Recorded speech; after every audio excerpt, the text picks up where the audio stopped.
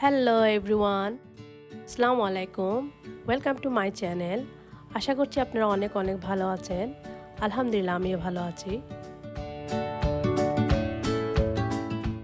আজকের আয়োজনে থাকছে ইলিশ মাছের একটি রেসিপি। আশা করছি আপনাদের অনেক অনেক ভালো লাগবে। ইলিশ মাছ আপনারা যেভাবে রান্না করেন না কেন, এটি খেতে খুবই মজা হয়। আজকে আমি ইলিশ মাছটি রান্না করব না ভেজে। এতে ইলিশ মাছের আসল ফ্লেভারটি পাওয়া যাবে।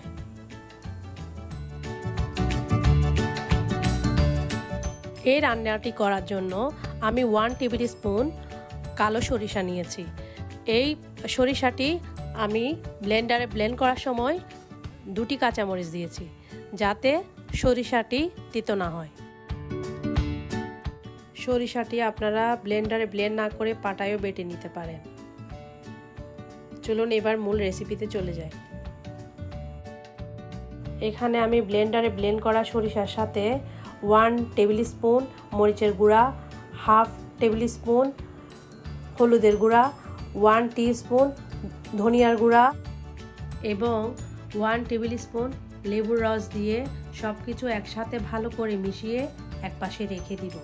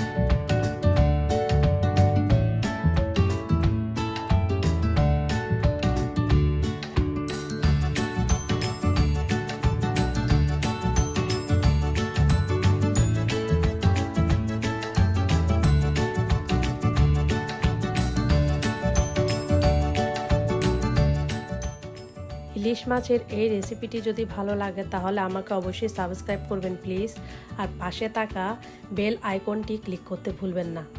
সবাই ভালো থাকবেন, সুস্থ থাকবেন। আল্লাহ হাফেজ।